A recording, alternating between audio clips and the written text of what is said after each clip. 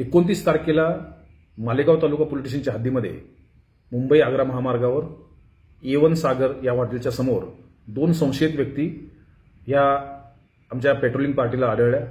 त्यांच्याकडील एका बॅगमध्ये झडती घेतली असता त्याच्यामध्ये साधारणतः 10 लाख रुपयाचा मुद्देमाल हा मिळून आलेला आहे। 500 रुपयाच्या 2000 नोटा त्या ठिकाणी होत्या। त्याचं व्हेरिफिकेशन केले असता त्या संपूर्ण नोटा ह्या बनावट असल्याचे निदर्शनास आलेले आहे। हे 2 व्यक्ती नजीर अन्सारी आणि मोहम्मद अन्सारी हे बरानपूर मध्य प्रदेश या ठिकाणचे रहिवासी आहेत। यांच्या कब्जातून संपूर्ण मुद्देमाल आणि 2 मोबाईल फोन हस्तगत करण्यात आलेले आहेत। या नोटा मध्य प्रदेशपेक्षा इतर राज्यातून आणलेल्या असाव्यात असा आतापर्यंतच्या तपासामध्ये काही गोष्टी समोर आलेल्या आहेत।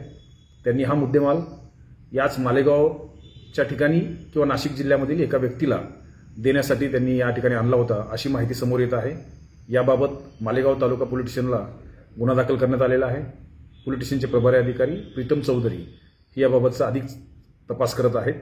आरोपींना 8 दिवसाचा PCR मिळालेला आहे।